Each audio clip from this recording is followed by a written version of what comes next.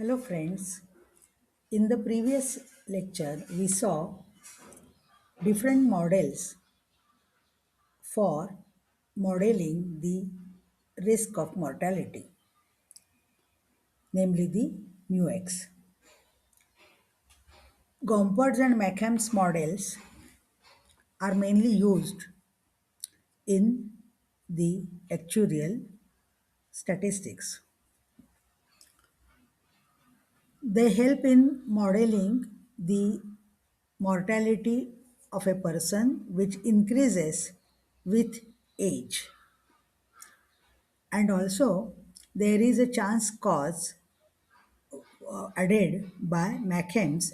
So, A plus BC raised to X is the model that is often used in life insurance. Now, in today's lecture, we will mainly see how the insurance business performs, which principle it is based upon, and what is the meaning of present value, and the key question of deciding the premium for the policyholder. These some facets we will see today. So, as I said, insurance is a business. Insurance, even though it protects people from the financial losses happening due to untoward incidents, this insurance is not a charity. Insurance is a highly technical corporate business with huge capital involved. It's a big financial organization or big financial component of the country's economy because it helps in establishing the economy through different business ventures, people's ventures, by providing them the benefits or covers in the realm of uncertainty. Okay, so how does it function? We have a rough idea about performing an insurance business in the sense that we know that the insurance company collects premiums from the policyholders. We will always assume ourselves as working actuaries in the insurance company. So, we are working as a statistician or an actuary in an insurance company, and we are looking at the problem of insurance. So, what is the income of our company? The income of our company is premiums. That is known as inflow. And what is the outflow of the company? Outflow of the company is the cover or benefits that our company provides to policy holders. Okay, so whatever we receive as an insurance company, we invest it in the other financial organizations which are fetching higher returns. So, namely premiums in stocks, bonds, mortgages, government securities, and other income producing enterprises. So, we receive premiums and we deposit this amount in the higher returning financial bodies. And as an insurance company, we have to provide the cover. So, in case there is a death of a policyholder, then the insurance company has to provide the prefixed amount that is known as benefit or sum assured or cover, all meaning the same, to the beneficiaries of that policy holder. Generally, the beneficiaries are spouses or children of that policy holder. So, that is the outgoing fund from the insurance company. Both these things need to be matched. It should not happen that the outflow is greater than inflow. Then, in that case, the company, insurance company, will go bankrupt.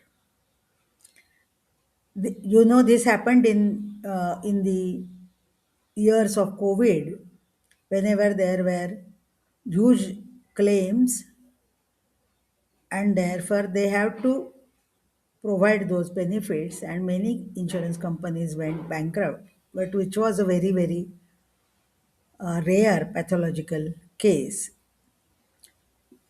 Okay, but premiums need to be decided at the time of signing the contract. That is the important part of all insurance business. One has to decide the amount of premium beforehand, not after the death of the policy holder. Okay, now we will pay so and so. That is not that is not correct. So premium is also decided prefixed, and sum assured or cover is also prefixed. So the main guiding principle in the determination of premiums is the equivalence principle.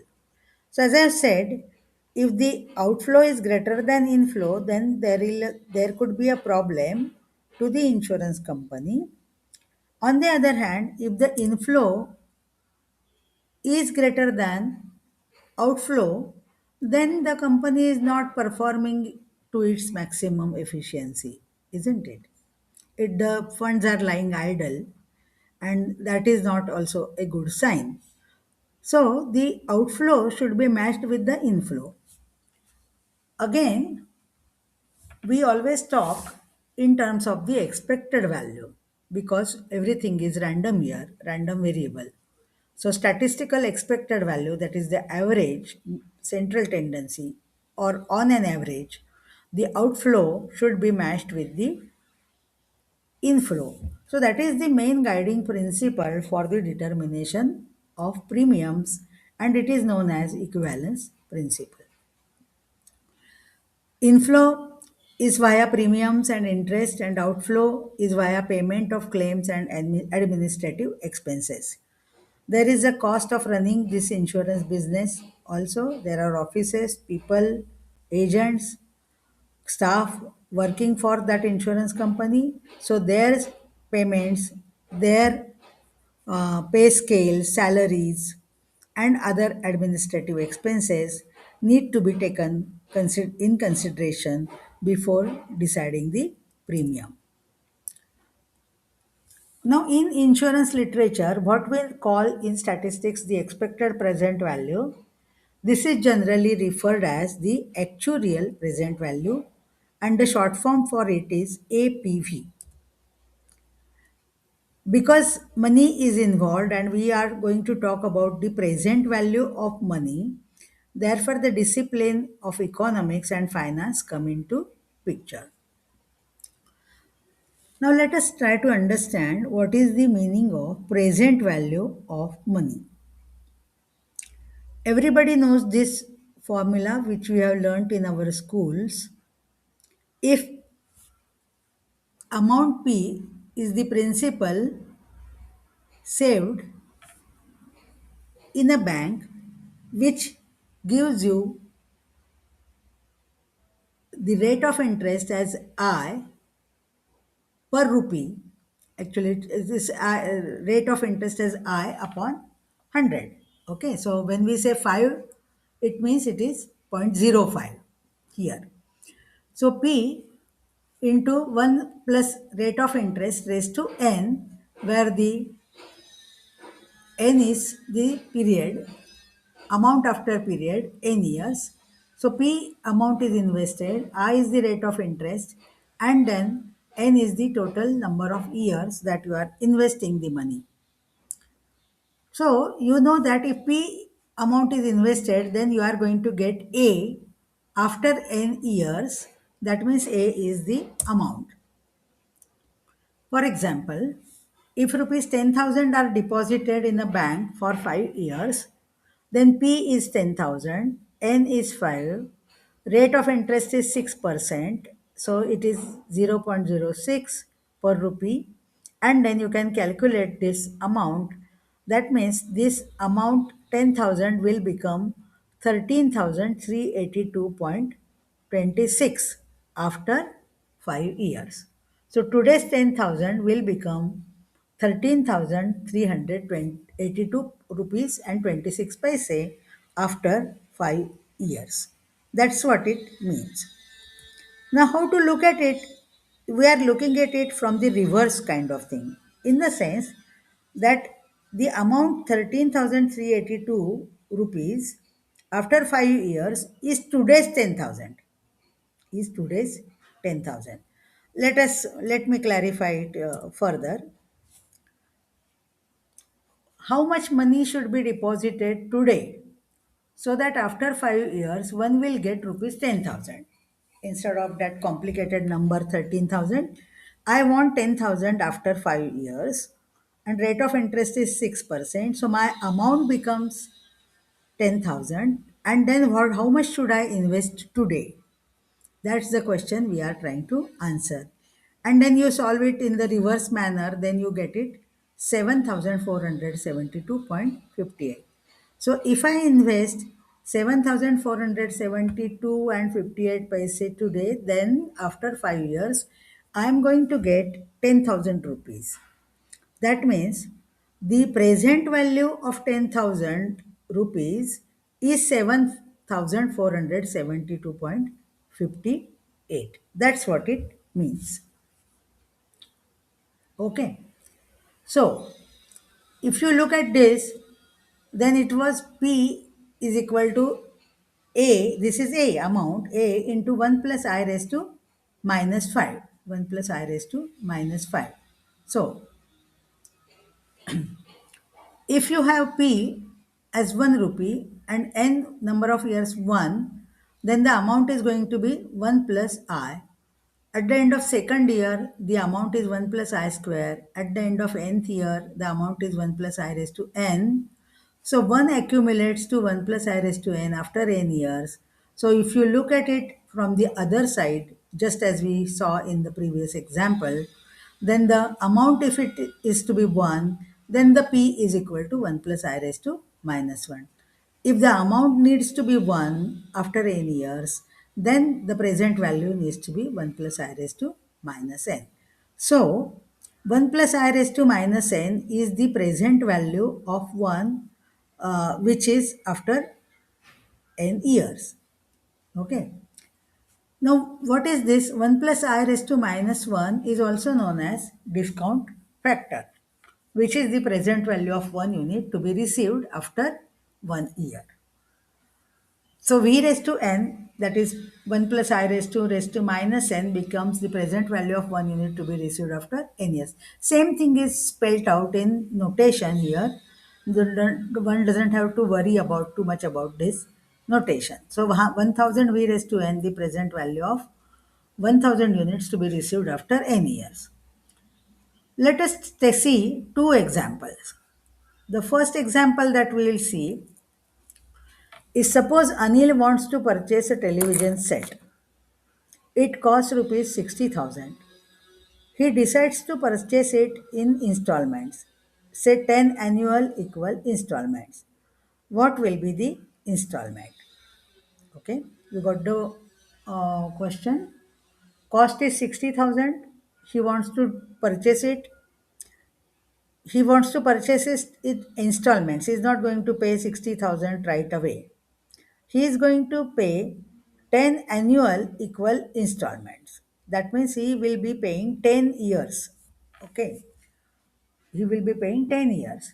So the first thing that comes up to our mind is rupees 6,000 to be paid every year, and then 60,000 will be paid after 10 years. But that is not the correct answer, because the value of money goes on diminishing.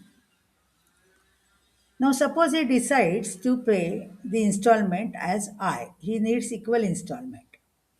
Then this year he will pay I, the present value.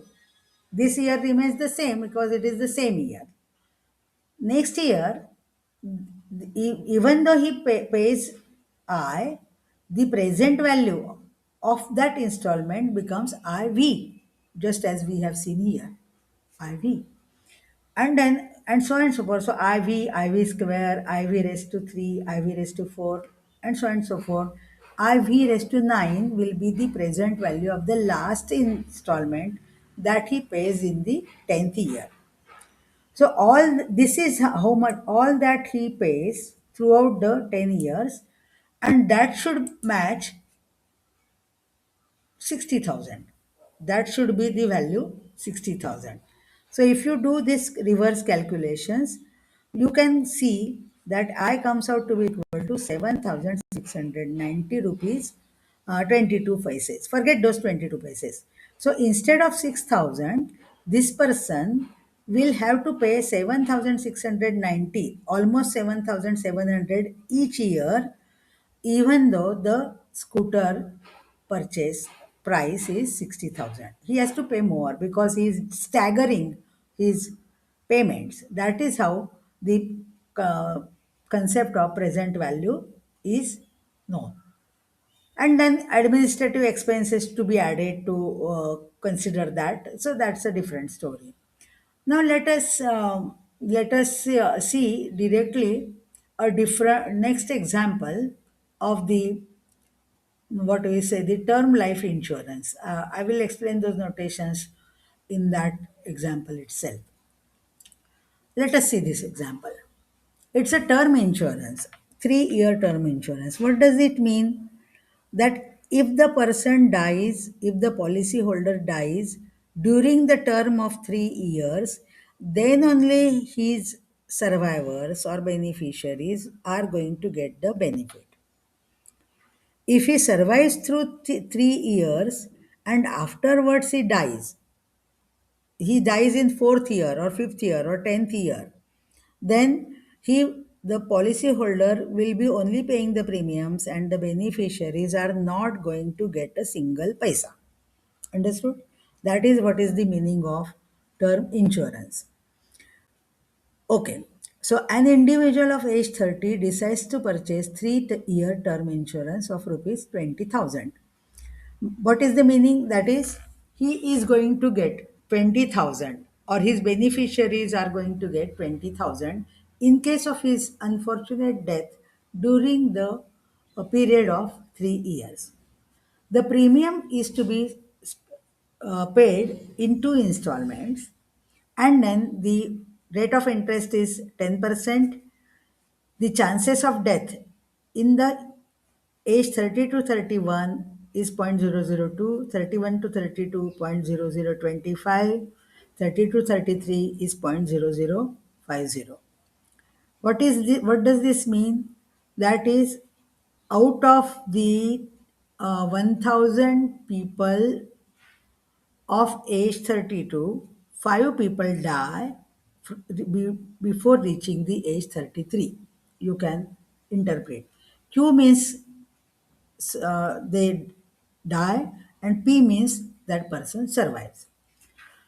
Now, two premiums are to be decided, and they to be decided at the beginning of the policy issue, beginning of this taking of the policy, and the person is going to pay the premium at the policy issue and at the beginning of the second year, only twice. Okay. How to choose the premium? How to decide the premium? We will go by this guiding principle of equivalence, that is, actuarial present value of output should be actuarial present value of input. Okay. Actuarial present value of the benefit, that is, it is the output of the insurance company. We are saying that we are insurance company. That is always our stand. Okay. So what is the actuarial present value of the benefit, means to the output of the insurance company? See, 20,000 rupees are to be paid when If the person dies in the first year, so the present value of that is V into Q30 into 20,000. If the person survives, he is of age 30, so he survives up to the next birthday, therefore it is P30, and then dies in the next year, that is 31 to 32, that means Q31, and then the second year, so therefore it is V square. Either this happens, or this happens, or this happens. What is this? Surviving in the first year, surviving in the second year, and dying in the third year. Q. So P30, P31, Q32, and therefore V raised to 3. This is the present value of 1 rupee. So multiplied by 20,000, which is the benefit amount, it becomes that. So if you find out, if you put these values and find out E1, then it comes out to be equal to 152.40. What is this? This is the actuarial present value of the benefit. Now, how to calculate the actuarial present value of input? The company is going to get only two premiums from that person. One as the P, which is to be decided. So first times he gives P. If he survives next year, that means again he will provide P.